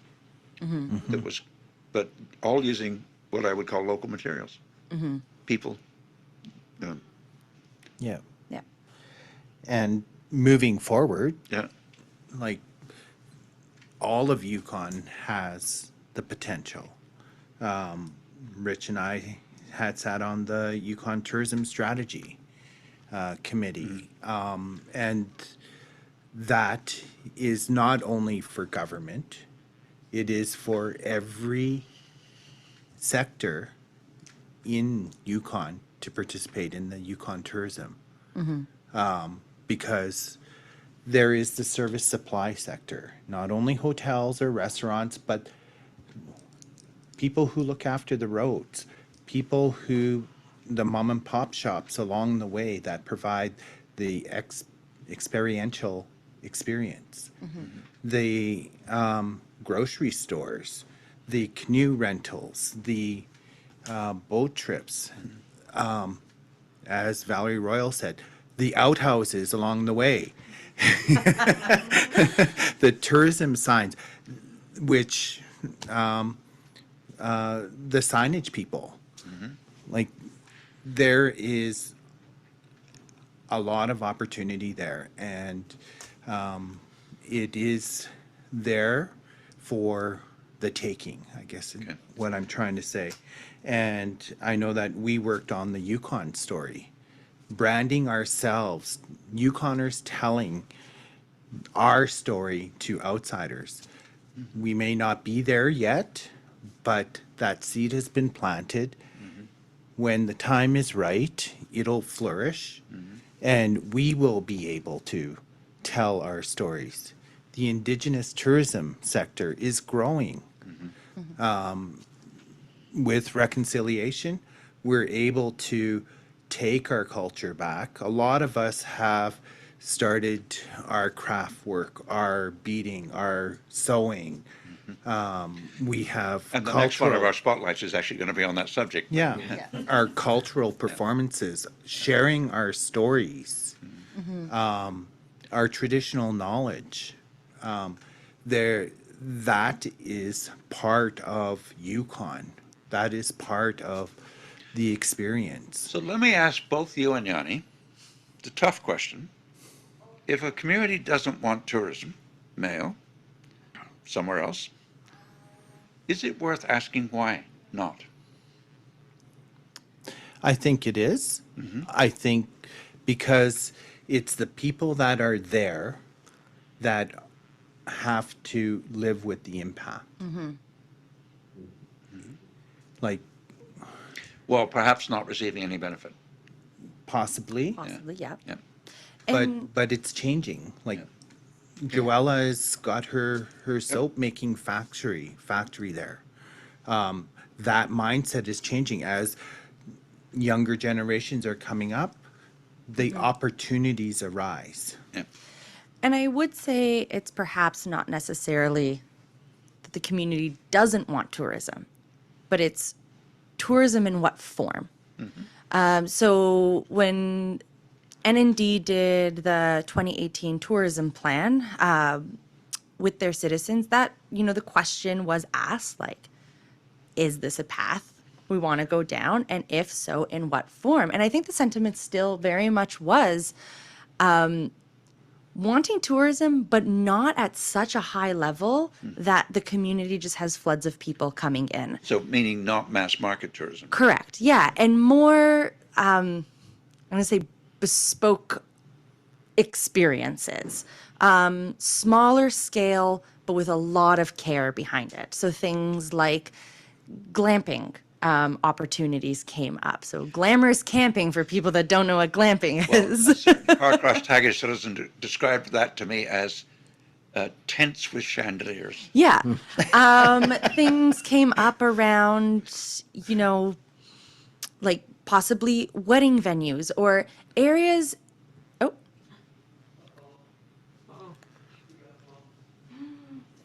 We got bumped. We'll carry on talking anyway because we'll pick up if we can. All right. I think like a sentiment that came up quite a bit was developing infrastructure that, let's say, can meet an industry target, but also has a community benefit. So I think of like the Bedrock, and we're going to be having our strategic planning sessions for the Bedrock. And the Bedrock has this beautiful upstairs space. And it's a space where people have celebrated birthdays, people have gotten married, there have been celebrations of life. we just decided to drink and dance all night. Like there's so much. Shocking. There's so much that has happened in that space, Yep. and it can be a revenue generator, or I'll say a revenue attractor, because I think that's also a concept we need to consider in tourism. So something that the space isn't necessarily earning a ton of revenue for you, but it's drawing people to your facility. And so how do we marry those two components? So how do you have the industry side, but also that community benefit? And I like the point that Albert brought up, just, all the different ways in which you can participate in tourism. And so like Joella, she has her facility there in Mayo, and let's say like soaps in the hotels, the experience of getting to go down to her plant and be a part of that. We're currently working on hopefully building a maker space in the community. So an underutilized building that we've had, which has been the cafe. So how do we meet different goals and objectives with that space? So in the downstairs, we would have the garment making studio. Upstairs, we'd have an opportunity to have, let's say, like artists in residence, so to speak. There's the food innovation lab that would have production plus consumption. And all of that has some avenue to tourism as well, because it's putting local artisans and makers on the map, but doing it in a way in which we can break down the barriers in terms of access to infrastructure and access to capital. Right. And I love the fact that she actually took pride in the fact that her building was built by a First Nation construction company from Dawson City. So, that's the kind of synergies we should get. Let me just say now, unless Rich or Albert have anything to add on tourism, I want to switch to the bigger subject of land, if I can. Go ahead, Rich. No, I'm good on tourism. I'm happy to shift to land. It does seem to me that it's good that there's tourism planning and tourism thinking, but I'm struck by, as someone who lives in Whitehorse, how much Carcross is as a destination for day trippers from Whitehorse. Anybody comes to visit us, family, relatives, business, one of the things that everybody seems to do is take them down to see Carcross. Not that there's huge facilities there, but even that little tourism enclave with the little things is such a lovely attraction that and the cultural center is even another one, as is the First Nation Cultural Center here. Tony, there probably is one thing that needs to be mentioned in tourism, and this is again a broader topic, but there's a real opportunity, and we talked earlier about how investment the investment style has grown over the course of time as the dev corps and the trusts have become more mature and so on, and there's been a coming together in opportunities here. A big opportunity in front of us right now for Yukon tourism is, of course, the idea of a serious, for a capital city like Whitehorse, a serious convention center. And one of the things that will build tourism in the Yukon and continue to add the infrastructure that's necessary is to have a well-conceived convention center that will really be appropriate to this type of a place. And that will bring together, if it's done properly, the federal government, the territorial government, the Whitehorse city government, the First Nations, and the private sector. And to Yanni's point, I think earlier point, that what would make that a success is genuinely a multi-purpose facility. I think if you're looking at it strictly from a tourism perspective, the most important aspect is that it be downtown. Right. But if you're looking at it from a community perspective, you then might wish it to be many other things as well. And of course, as soon as you start to talk about these things, it becomes there's a lot of stakeholders. So it'll be weaving through all of that and making sure it can do what it should do for the tourism industry is going to be very critical. Yeah. I mean, someone recently commented to me about what a pity it was that the Yukon University didn't seem to be a partner in economic planning for the city. Many cities, build their attractions. Queen's University, for one, has this big convention center, which is a profitable facility for the university. Yeah. So let me switch to, and I'm going to go very much to Rich now, if I may, since he used the word capital, and the word land. And land, First Nation lands, as a result of land claims, have been a really key element in capital formation for not just First Nations, but for the territory. Could you talk, just reflect, if I might ask you, Rich, on the experience of investing in and utilizing First Nation lands, but also what a central fact they are now in the emerging Yukon economy, an economy which, in fact, First Citizens are engaged as well as the traditional. Sure. Well, land development, I mean, it's so important, obviously, in many respects. It's a very important aspect of how communities grow, and that's obviously our main area of investment is in land development and operating commercial and residential property assets and so forth. I think if I were just reflecting generally, I think that there has been a real opportunity to do a better job architecturally, which of course we've tried to focus on as we've gotten involved in this community.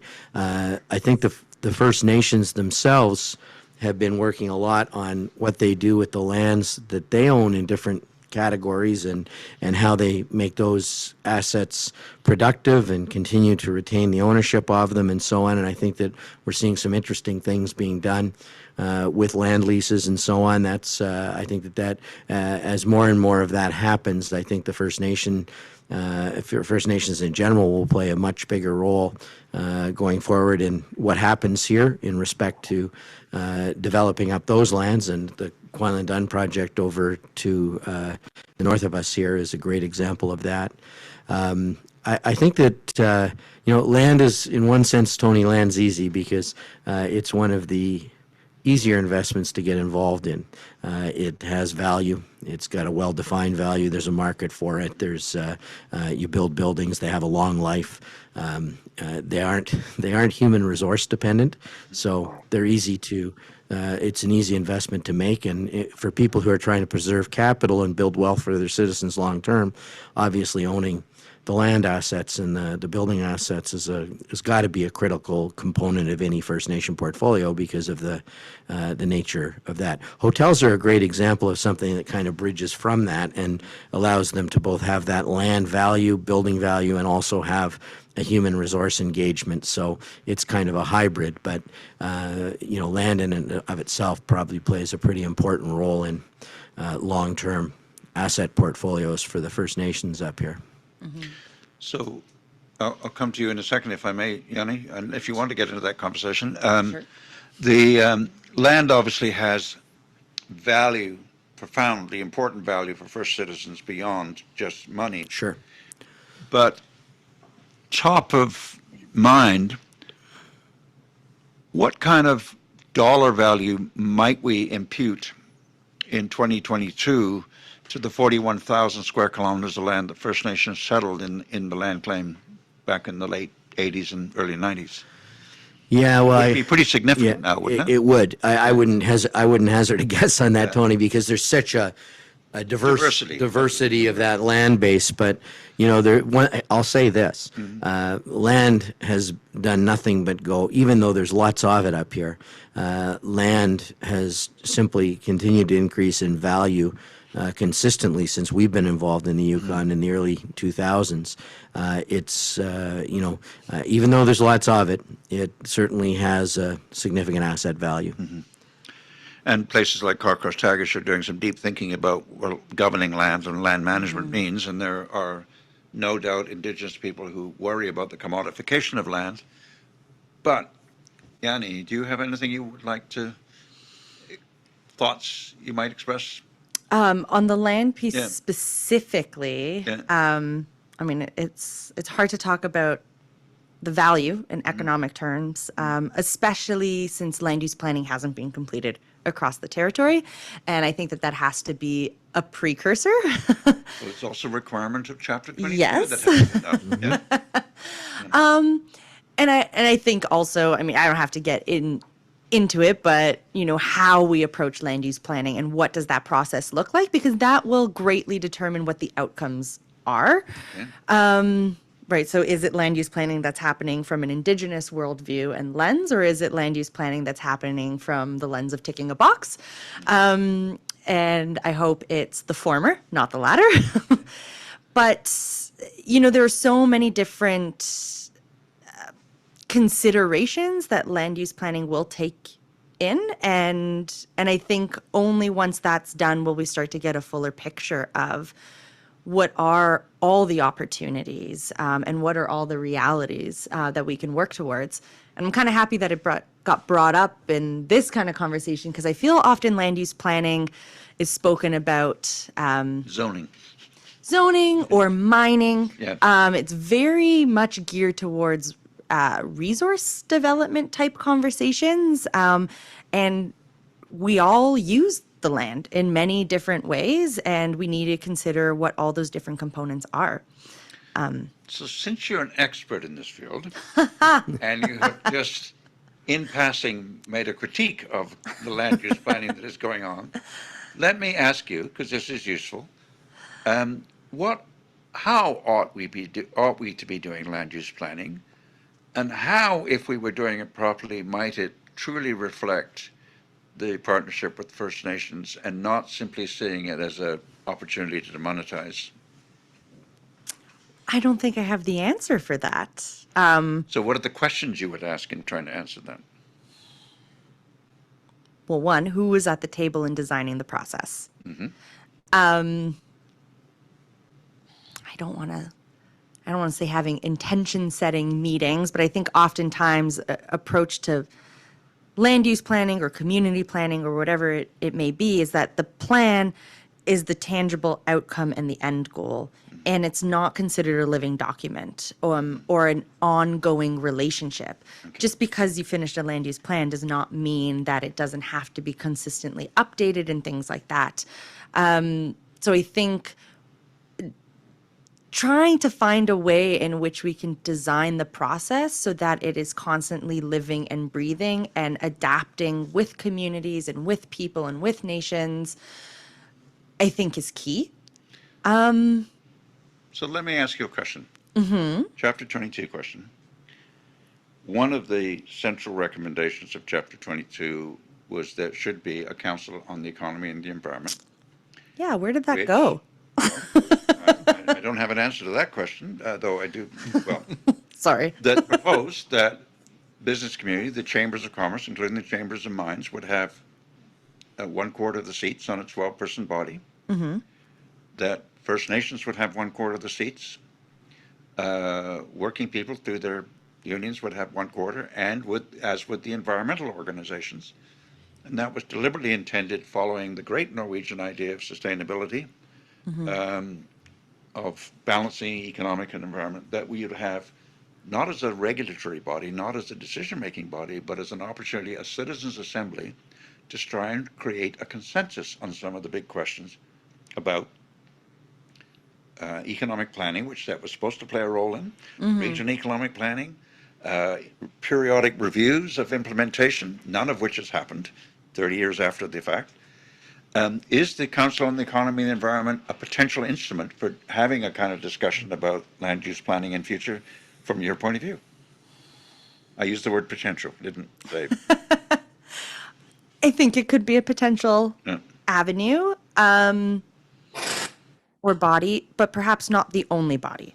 Oh, right. I'm not that one would be, I'd say, larger in scope. Macro. Yeah. Yes, very much macro. And that land use planning, it starts with the community first. And a body that is that macro will never be able to represent the views or even hear all the views of communities. But it might be able to settle on some values. Correct. Yeah. Or perhaps some intentions. I mean, a lot of times we talk about the spirit and intent and right. And each of these. The spirit of that, I think, was to actually bring the people together to talk, and the intention was to try and achieve consensus. Yes. So I do think it could be a potential body. Yeah. But the caveat being not the only body. So let me just ask you, focus a little bit. If you're looking just at Mayo, you have world famous hotels like the Chateau Mayo and the other property which we've discussed. You don't have a large economy, but you do have lots of mining activity.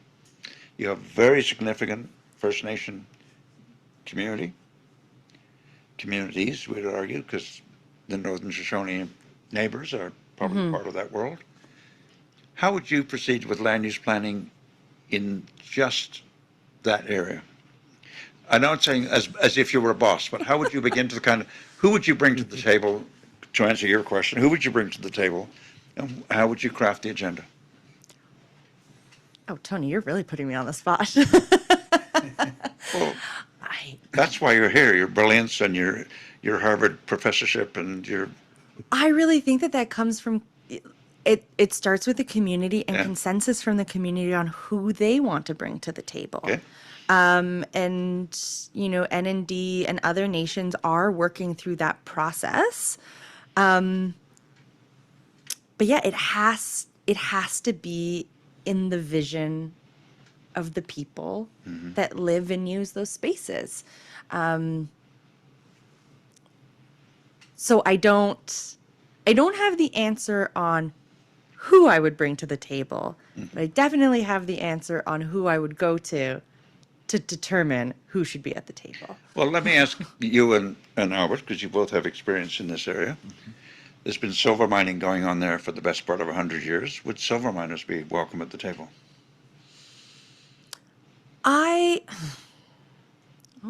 You guys are getting me on record right now. I would say potentially not at the first stages, in the earlier stages, and not because their views or opinions aren't valid or something to be considered, but I think when you have these large economic drivers that have been there for so long, in which it kind of makes it the status quo, it's so hard to not have those conversations drive the process. Okay. So let me ask you, what about the tourism industry? And I'm going to ask Albert to respond to this too. What about the tourism industry, and who would represent them if they were invited?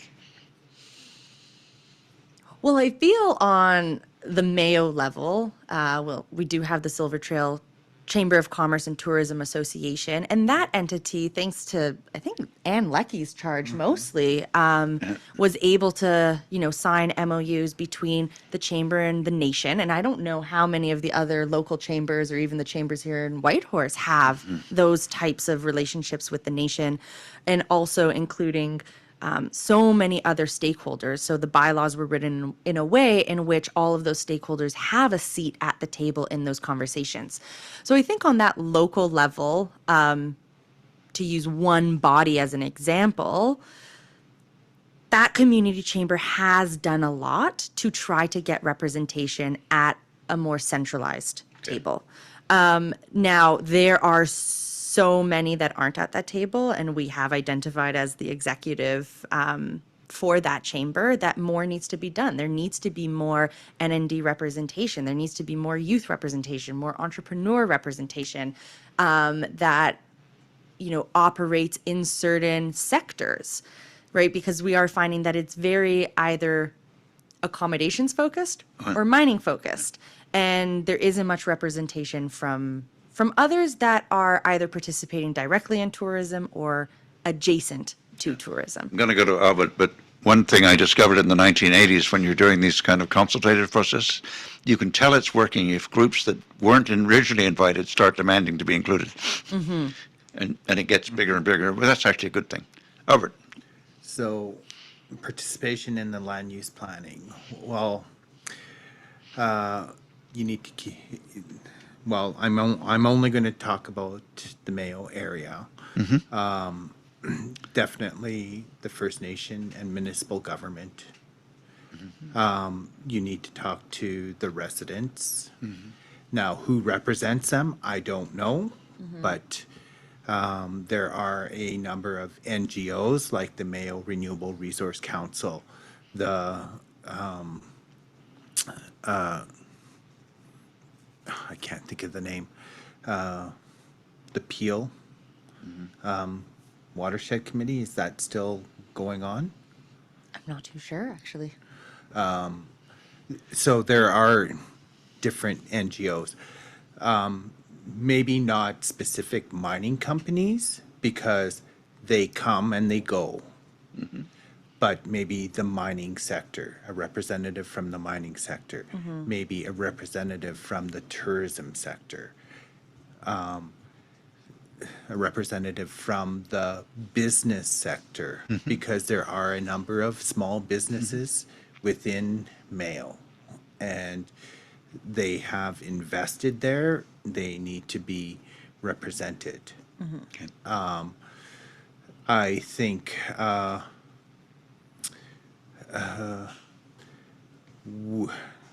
do I say this? We all know about the decline in salmon. Back in the late 1980s, early 1990s, there was a Mayo Salmon Enhancement Committee through the Renewable Resource Council. So someone that represents the fisheries, because we all have a part to play in finding solutions to rectify and restore the salmon population. That land planning has a role there. Right. So that's good. That's good. The Wildlife Management Board. And I think also the voices that are no longer around. Yeah, the recordings of elders. Yeah, so I mean, earlier in the conversation, I brought up the work that Seidi's been doing, and you know, that's, I mean, she can correct me, but I think like 30, 40 years worth of documentation. It's recordings, it's written documentation, and there are just so many people that aren't around anymore, and their voices are just as valid And and it's just not as pertinent to it's not today. just elders. We've been looking at some research, excellent research done by Yukon researchers back in the 70s and 80s, which I'm not sure was ever read once it was done, Yeah. which is a problem. Yeah, an example of what Yanni just said is Xing Xing. At MacArthur, what was known as MacArthur Hot Springs, now known as Thou Grow, there is particular protocols about using the hot springs there. You don't pick the flowers. You don't touch anything. You use the area. So those recordings or the stories that long gone elders have said, that has to be incorporated in that. Okay, thank you for that. I'm going to give Rich a chance for the last word, if I may. What I want you to do, I'm going to ask you a very direct question. What is the Yukon doing right in terms of economic development or economic planning, and what is it doing wrong? Okay, right and wrong. Top of mind. Yeah. Yeah. I think all of what we've been talking about, Tony, through these sessions and so on, I think there's a general recognition of the strength of partnership. And I think that if I had to pick one thing that it's doing right, it's trying its best to continue to support the evolution of partnerships. And I think that that's going to be at the heart of any long-term solution that really works and that takes advantage of this unique situation up here. I think that looking to support and enhance those partnerships is probably the single most important thing that can be done, and let people be creative within that framework. What is being done wrong? By who, I guess, would be my question. Yeah. I mean, because we're all making all kinds of mistakes. I don't have one top of mind thing that I would say is wrong. There's, when pioneering enthusiasm is at its peak, lots happens, but it's both good and bad. And when regulation is at its peak, little happens, and that's both good and bad. And so trying to strike a balance between careful planning and regulation and not totally dampening entrepreneurial spirit and creativity. I think that there's a risk these days that we get over-regulated and we get over overplanned. And I think that if there's one thing that maybe holds us back more than we'd like, it's probably in that area. But I don't, when I say that, I'm not thinking that we're incredibly good or incredibly bad. I think there's lots of opportunity here. I think that at the core of it is strong partnerships, and I think that those are evolving. That's what I would say. Well, I want to say this has been a rich conversation. I want to thank Yanni and I would say Albert, Rich, and Peter. Is Peter still with us? I can't see. Yeah. And Peter, and of course, Wendy, and I guess briefly, Peter was with us. And to thank the Gunta staff, Jesse, Blair, others. This has been a good conversation, although we haven't, I think, reached the perfect solution on anything. We have had some profound observations by all of you. Thank you. Thanks to Thank you. you.